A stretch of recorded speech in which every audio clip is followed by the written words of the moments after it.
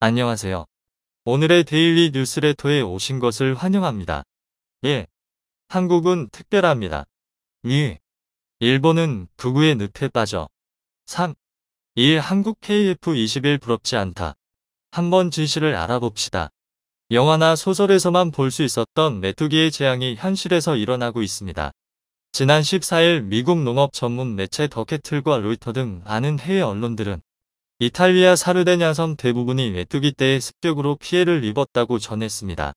사르데냐 섬은 지난 30년 동안 메뚜기떼의 습격으로 피해를 입어온 지역입니다.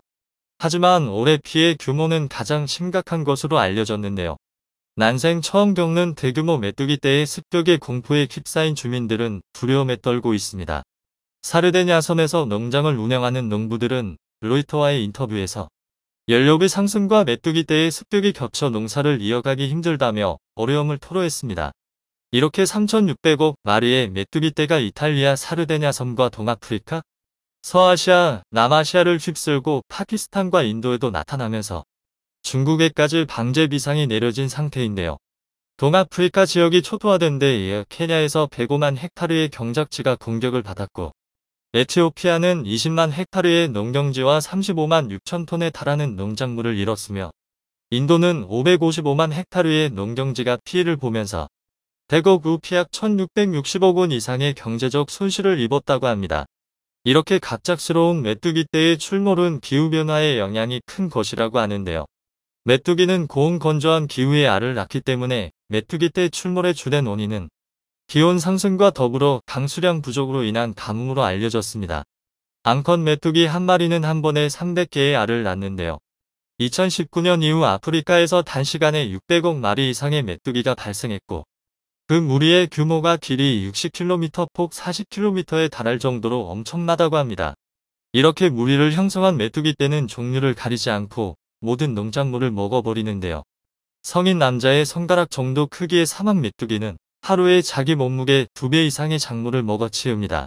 그런데 사막 메뚜기는 혼자 있을 때는 식욕이 과하지 않고 색깔도 녹색이지만 1km이 당 20만 마리가 넘는 무리를 형성하게 되면 녹색이던 몸통의 색이 검은색으로 변하고 식욕과 번식력까지 급격하게 늘어납니다.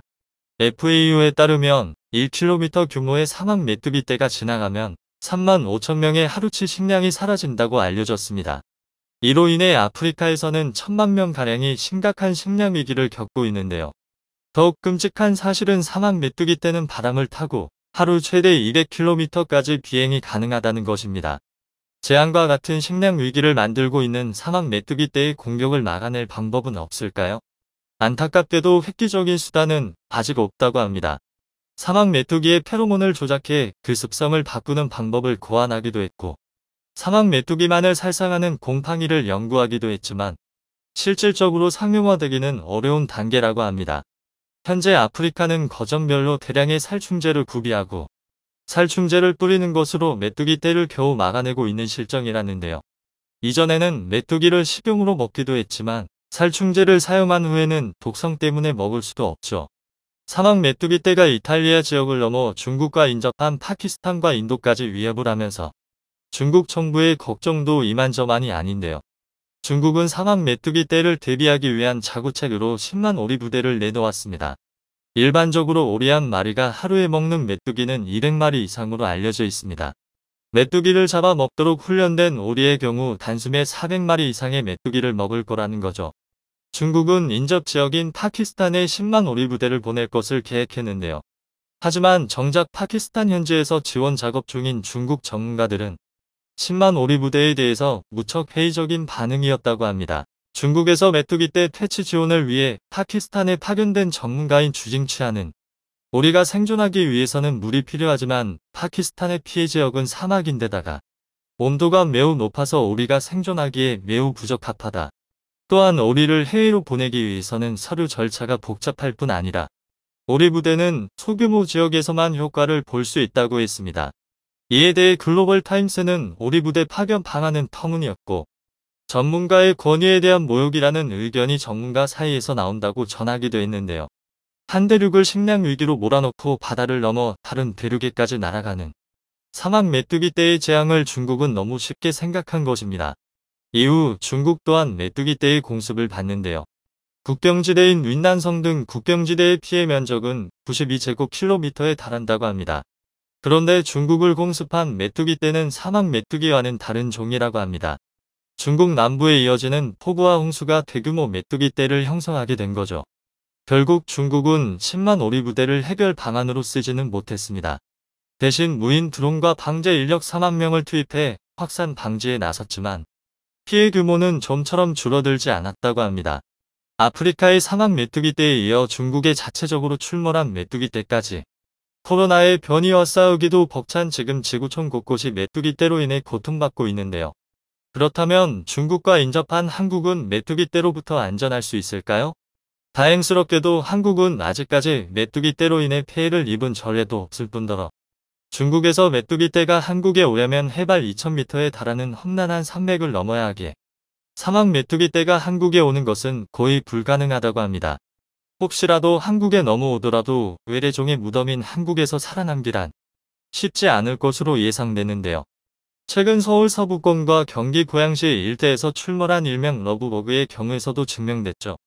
러브버그는 1cm가 안 되는 파리과 곤충으로 짝짓기 하는 동안은 물론 날아다닐 때도 하루 종일 암수가 함께 붙여다녀 사슴벌레라고 불립니다. 이 벌레는 인체에 무해하고 진드기 박멸에 도움을 줘 해로운 벌레가 아니라 오히려 익충으로 분류되지만 혐오스런 생김새와 번식력이 강해 불편을 호소하는 민원이 잇따랐습니다. 이 벌레들은 짝짓기를 하면서 집집마다 또는 가게 앞까지 새까맣게 들어왔고 동네 주민들은 그 징그러운 모습에 창문을 열 수도 영업을 할 수도 없을 지경이었습니다. 이에 지자체는 수십 명의 방역요원 등을 투입하며 벌레 퇴치에 안간힘을 썼는데요. 그런데 출몰한 지 보름이 채 되지 않아 그 많던 러브버그가 감쪽같이 사라졌습니다. 해당 벌레는 여태까지 우리나라에 서식한다고 보고된 적이 없는 미기록종으로 파악됐는데요. 미국 남부 지역에서 주로 서식하는 러브버그는 수명이 길고 번식력이 더 크다고 알려져 있지만 최근 국립생물자원관에 따르면 러브버그를 채집해 유전자를 분석한 결과 유전자가 변형된 종으로 밝혀졌습니다. 아직 정체가 완전히 밝혀진 것은 아니지만 국내 혹독한 더위와 환경에 적응하지 못한 러브버그는 자연스럽게 수명이나 행태의 변화가 없고 번식이라는 목표를 달성하면 수컷과 암컷 모두 죽는 것으로 추측하고 있습니다. 과거 식량으로 삼으려고 들여온 황소개구리는 토종 가물치와 메기에게 잡아먹혀 더 이상 살아남지 못했고 모피와 식용 목적으로 들여온 뉴트리아도 야생으로 탈출해 농가 밭에 피해를 입히기도 했지만 그 역시 오래가지 못했습니다. 한국의 토종 동물인 삭과 수달의 좋은 먹잇감이 되었기 때문이죠. 우리나라에 유입된 후 생태계 교란종으로 유명한 베스도 이제는 더 이상 골칫거리가 아닌데요. 한때는 우리 입맛에 맞지 않아 잡아서 폐기하는 데에 많은 비용이 들었지만 전국 지자체의 다각적인 노력을 얻고 어묵 등으로 맛있게 소비하게 되었습니다. 최근 방송 프로그램에서는 이연복 셰프가 베스를 요리하기도 했는데요. 이연복 셰프는 베스는 버리지 말고 입에다가 버리면 된다면서 특별한 요리를 선보였습니다. 이연복 셰프가 베스로 요리한 멘보샤와 어양 베스를 맛본 출연자들은 어묵향이 난다, 맛있는 생선가스 느낌이다, 전혀 비린내가 안 난다며 감탄할 정도로 맛있었죠. 과거에도 그래왔고 앞으로 어떤 외래종의 침입에도 한국 생태계는 한국인들과 토종 한국 동물들로 인해 최근 한 순위가 공개되어 화제가 되고 있습니다. 미국 뉴스 매거진 US 뉴스는 바하드 그룹과 펜실베이니아대와 함께 내년 전 세계 2만여 명을 대상으로 순위를 조사해 발표하고 있습니다. 바로 지난달 공개되었던 2022 최고의 국가 순위입니다. 한류, 열풍, 경제 등 세계 뉴스에서 이름을 자주 올리고 있는 한국의 순위는 어떨지 매우 궁금했는데요. 2022년에는 85개국 대상 1만 7천여 명을 조사했다고 합니다. 조사 항목은 사실 조금 난해하고 주관적이라고 느낄 수 있는 항목들이 있긴 했습니다. 한국어로 번역하면 조금 더 객관적이지 못하다고 생각될 수 있습니다. 민첩, 기업가 정신, 유산, 힘, 삶의 질 등등으로 평가되었죠. 평가 항목으로서 타당하다고 보여지는 부분도 있지만 주관적인 지표로 평가되는 부분도 있어 수긍이 가지 않는 부분도 있었습니다. 그러나 다양한 항목 중 특히 객관적인 지표가 가능해 조금 더 신뢰가 가기에 더욱 주목해야 할 부분은 파워엠이었습니다. 세계에서 가장 강력한 국가들로 뉴스 헤드라인을 지속적으로 지배하고 세계 경제 패턴을 형성하는 국가들의 순위였는데요. 이들 국가들이 서약을 하면 국제사회에서도 적어도 일부는 그것을 지킬 것이라는 믿음이 있고 영향력이 있는 국가라는 것이 그 설명이었습니다. 결과적으로 한국의 순위는 6위였습니다. 우리가 흔히 강대국이라고 떠올리는 나라들은 당연히 미국과 중국이겠죠. 역시 1위는 미국, 2위는 중국이었습니다. 그 뒤를 이어 러시아, 독일, 영국, 우리 대한민국 순이었는데요.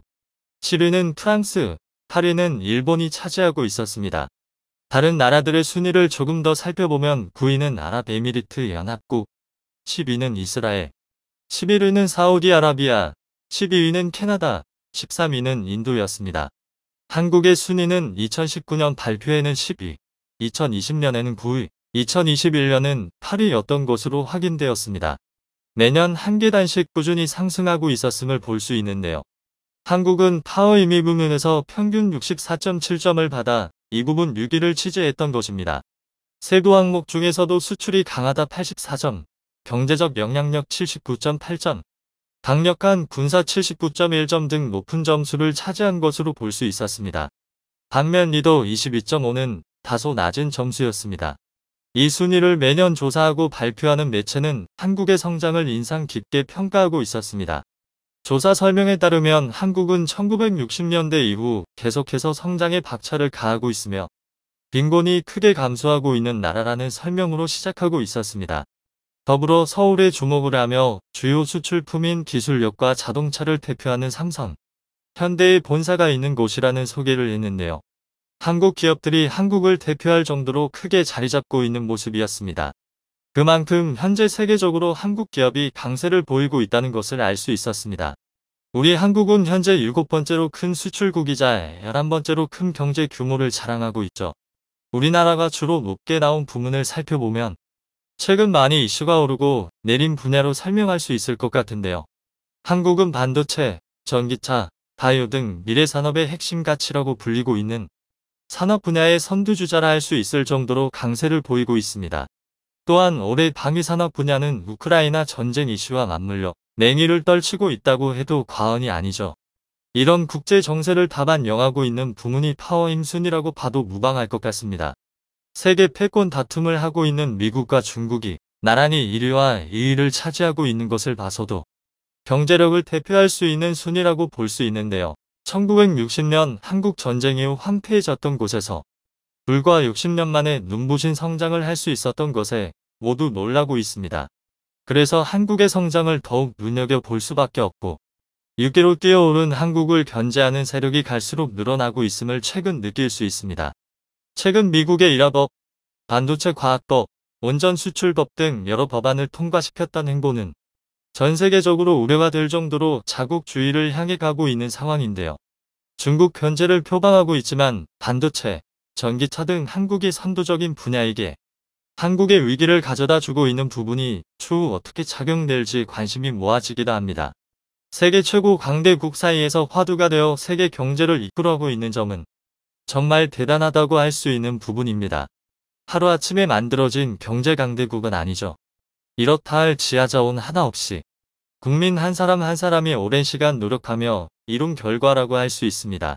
이번 순위를 보고 가장 기겁할 나라는 아무래도 일본일 텐데요. 일본은 한국이 점점 우위에 오르고 있는 사실에 대해 그간 수없이 부정하고 있었습니다. 그러나 부정하고 싶었던 사실을 최근 부정할 수 없게 되었죠. 그 정도로 격차가 벌어져 버렸기 때문입니다. 2020년 순위만 보더라도 한국은 9위를 차지하고 있었고 일본은 7위를 차지했습니다. 그러나 2년이 지난 이번 순위는 완전히 뒤집어진 상태입니다. 앞서 설명드린 대로 일본은 8위를 한국은 6위를 기록했기 때문입니다. 일본에서는 이건 너무 객관적이지 못한데? 아무리 우리가 요즘 경제 상황이 안 좋다고 해도 한국 아래라는 것은 받아들일 수 없어. 라는 반응을 보였습니다. 별로 신뢰롭지 못하고 숫자는 숫자일 뿐이라며 순위 자체를 부정하고 있었습니다. 그도 그럴 것이 일본은 2019년 수출 규제를 하는 등 한국 경제가 급속도로 발전하는 것에 어떻게든 제동을 걸려고 했었는데요. 오히려 수출 규제를 통해 어려움에 직면해 있던 소부장 부분의 국산화에 성공하며 공급의 다변화를 시도할 수 있는 기회를 열어주었죠. 한국의 경제력을 인정하지 못하는 일본이 또 한 번 놀랄만한 순위도 함께 공개되었습니다. 군사력 순위였습니다. 일단 이 지표상 현재 전쟁을 하고 있어서인지 1위는 러시아, 2위는 미국, 3위는 중국, 4위 이스라엘 뒤를 이어 한국은 5위에 자리 잡고 있었습니다. 최근 폴란드의 대규모 수출이 영향을 미친 것으로도 보이는데요.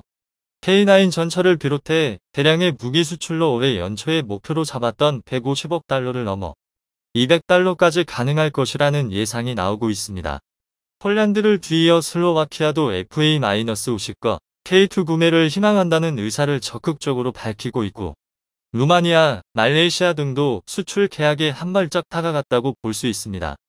호주, 노르웨이 등 무기체계 전환 사업의 최종 후보군으로 계속해서 평가를 받고 있는 곳도 다수 있습니다.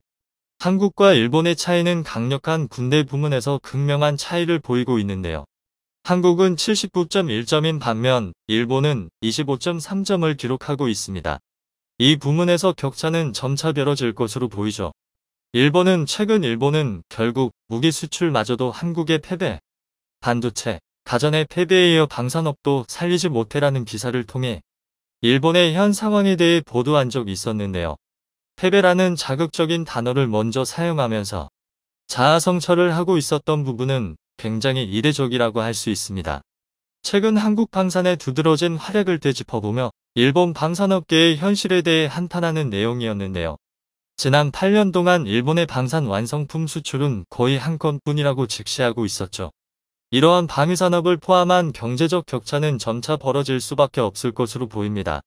그러나 경제력에서 우리가 일본을 앞섰다는 내용이 중요하지는 않습니다. 주변 국가의 시기와 견제 속에서 매년 한 단계 성장했다는 것이 이 조사에서 가장 유의미한 점이라고 할 수 있는데요. 한국이 낮게 나온 리더 등의 지표를 조금 더 끌어올리면 앞으로가 더욱더 기대되는 대한민국이 되지 않을까 싶습니다. 5세대 전투기 실전 배치가 본격적으로 시작되면서 세계 각국은 각자 환경에 적합한 최첨단 미래 전투기 개발에 몰두하고 있습니다. 그런데 최근 한국형 전투기 KF-21이 첫 비행에 성공한 사실이 외신들 사이에서 엄청난 화제가 되고 있습니다. 실제로 스페인 언론에서는 이번 일에 대해 한국의 5세대 군용기인 KF-21 보라매가 첫 비행에 성공해 기술력을 세계에 과시했다고 글로벌 데이터가 밝혔다. 라고 전하며 한국의 기술력은 한국항공우주산업타이 도면에서 첫 비행까지 전투기 설계를 놀라운 속도로 진행한 점에서 가장 분명하다. 5세대 전투기 개발을 위한 투자는 한국처럼 되고 싶어하는 우방 국가에 KF-21을 판매하는 데 도움이 될 것이다. 라며 찬사를 보냈습니다. 이로써 대한민국은 세계에서 8번째로 초음속 전투기를 독자적으로 개발한 나라가 되었고 KF-21은 2026년까지 2000회 이상의 시험 비행을 완료한 후 생산을 시작할 예정이며 2032년까지 그중 120대가 한국 영공을 지킬 것으로 예상되는데요. 일본은 기존의 F2 전투기의 후계기로서 네트워크 중심 전투의 핵심 역할을 수행할 수 있는 차세대 다목적 전투기로 F3을 구상하고 있었습니다. 이는 가칭으로 정확히는 일본 항공자위대의 차기 자국산 전투기 F-X 개발 계획의 줄임말인데요. F3은 F-15J의 제공권 확보, 유지 임무를 승계하고 강력한 센서 융합 및 네트워크 사격 능력으로 적성국의 5세대 스텔스 전투기 등에 대항하는 카운터 스텔스를 주목적으로 하는 슈퍼 하이급 제공 전투기 사업입니다. 기술적으로나 성능적으로나 5세대 그 이상을 목표로 하고 있었죠. 이들이 과거 FSX 사업 당시 엔진 국산화를 하지 못해 미국에 의해 끌려다녔었던 교훈으로 자국산 전투기 엔진 개발에 총력을 쏟을 셈이었습니다. F2 전투기의 대체 물량으로 100대가량 생산될 예정이었고 개발비만 1.4조엔, 양산, 배치 및 수명주기 비용 예시시를 포함한 총 사업 예산은 5조엔으로 추정되고 있는데요. 성공적으로 완수하기만 한다면 일본이 그들의 바람대로 아시아에서 군사강국으로 우뚝 서고도 남았을 것입니다. 하지만 그들의 꿈은 허상에 불과했고 일본 사람들은 망연자실할 수밖에 없었습니다. 일단 자체 개발한다고 몇 조의 돈을 쓰더니 자국 국민들에게 사과 한마디 없이 결국 록히드 마틴이랑 공동 개발한다고 통보한 것부터 문제였습니다. 당시 일본 군사업계 관계자는 아사히 신문과의 인터뷰에서 이번 공동개발이 제2의 아파치가 될 거라는 걸 잘 안다.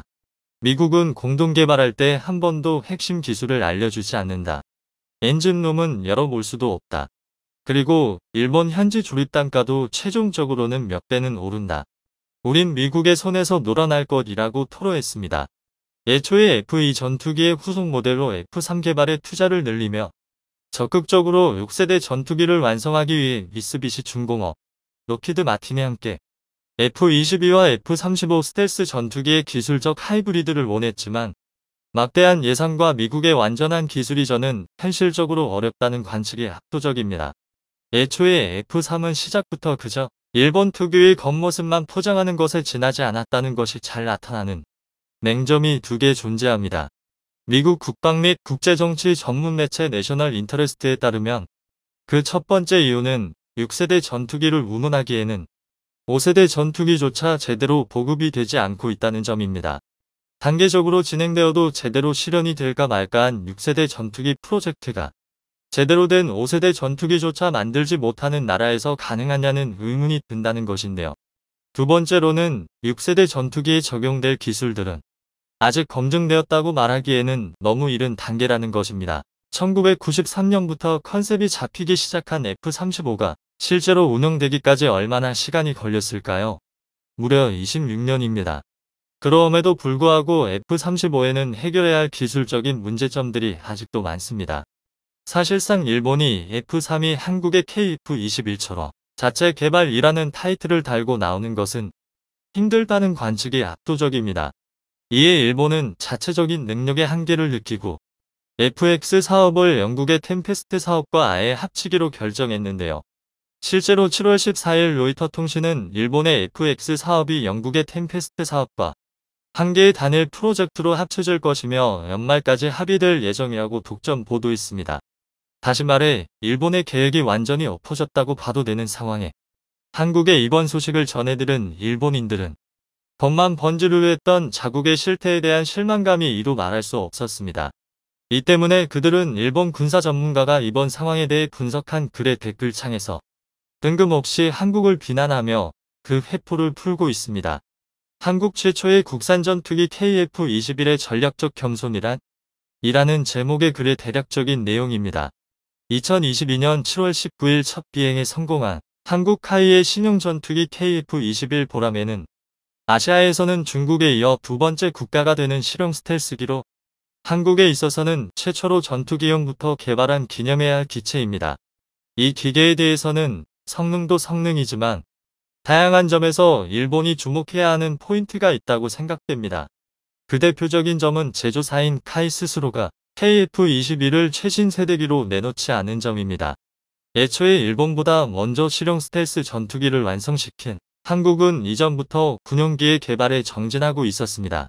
프로펠러 연습기의 KT-1을 1993년에 첫 비행시키고 2002년에 첫 비행한 연습기 T-50은 경공격형의 FE-50도 포함해 필리핀, 이라크 등 4개국에 수출한 실적을 보유하고 있습니다.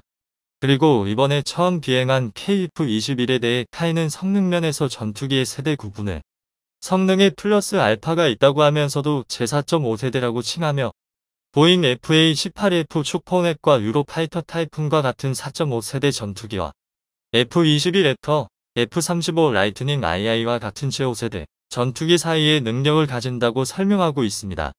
KF-21을 4.5세대로 정의하는 것은 웨폰베이를 사용하지 않아서일 수 있습니다.